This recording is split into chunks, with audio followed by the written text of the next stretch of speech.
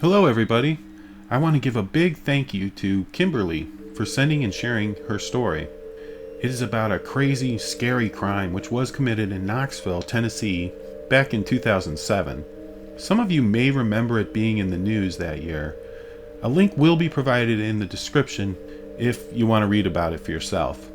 It is graphic, so consider yourself warned. Kimberly has a terrifying personal connection to this story, and that will be disclosed at the end of her email. So, thank you again, Kimberly. I'm very glad that you and your family were safe during these events. If you like this video, please click the like button and subscribe to the channel. And now, to Kimberly's story.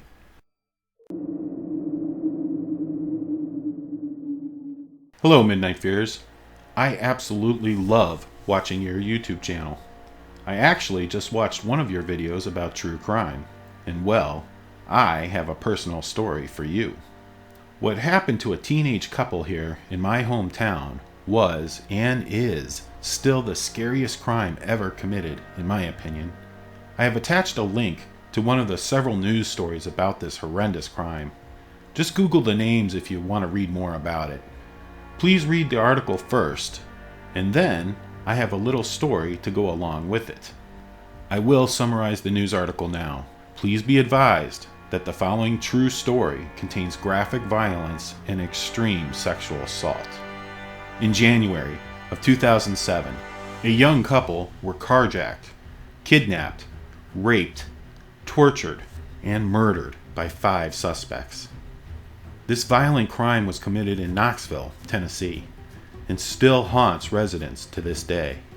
21-year-old Channing Christian was angry with her 23-year-old boyfriend, Christian Newsom, for being late to pick her up to go to a friend's birthday party. She was waiting in her Toyota 4Runner in front of an apartment complex. Newsom was trying to make it up to her by hugging and kissing his girlfriend, while they stood just outside of the driver's door. Neither one of the happy couple noticed the car driven by 3 would-be attackers. Eric E. Boyd borrowed a car from his cousin and went to hijack a car from someone with his friend Letalvis Roman Cobbins and Cobbins' brother, Lamarcus Slim Davidson. Davidson was thought to be the ringleader of this evil group. Davidson was angry that his girlfriend had left him 2 days prior to the crime. Cobbins was Davidson's brother, and he came to live with him from Kentucky earlier that year. He also brought his friend George G. Thomas and his girlfriend Vanessa Coleman to live with his brother because the 3 friends were homeless. None of them had jobs, so they all needed money. A day after Davidson's girlfriend left him, he concocted a plan to commit a carjacking with the help of his friend Eric Boyd and his brother Cobbins. Cobbins told law enforcement that Davidson said, quote, "He like, man, I'm fixing to go carjack somebody, man. Try to get me some money," end quote. The next day, they came upon Christian and Newsom in the parking lot. Boyd and Davidson jumped out of the car and approached the young couple with guns drawn, while Boyd remained in the car. The 2 thugs pushed the couple into Christian's Toyota at gunpoint and drove off with Cobbins following behind in Boyd's cousin's car. The couple were bound, and Christian was thrown on the back of her boyfriend, who was face down. They were driven to Davidson's house on Chipman Street. Cobbins told police he knew that the couple were going to die at that point. He explained to police, quote, "2 white people, white kids, this shit fixin' to get crazy, man. You know what I mean?" End quote, Cobbins said. Hours after disappearing, Newsom's body was discovered by railroad tracks, not too far from Davidson's home. Forensic evidence showed he had been anally raped and had foreign objects inserted into his anus as well. Newsom's body was found with his ankles bound by his own belt, hands tied behind his back, gagged with a sock and a sweatshirt over his head, tied around his neck with a shoelace. He was forced to walk barefoot on the railroad tracks to the place of his murder. Statements from the suspects detail Newsom's demise. Davidson forced Thomas to fire the first shot, which struck Newsom's neck. Another shot was fired into his back. Davidson then took the .22 caliber revolver and fired the kill shot, execution style, to the back of Newsom's head. They then wrapped his body in a comforter, doused him with gasoline, and lit his body on fire. Christian's ordeal at the hands of the attackers was just as gruesome. She was told to comply with their demands, and she wouldn't be hurt.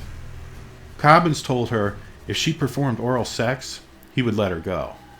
The 21-year-old blonde Christian was terrified, said Cobbins. While she was alive, she was repeatedly raped by the men, orally, vaginally, and anally. There was no mercy for Christian. She was hogtied and raped so hard orally, the police say a membrane in her mouth was severed. Her genitals were either beaten with a blunt object or kicked so severely that it caused a massive pooling of blood.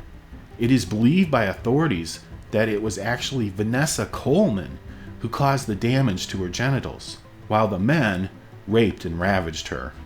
She then suffered 2 large blows to the back of the head and was dragged from the bedroom to the living room, where bleach was poured down her throat in a failed attempt to destroy any DNA evidence left behind.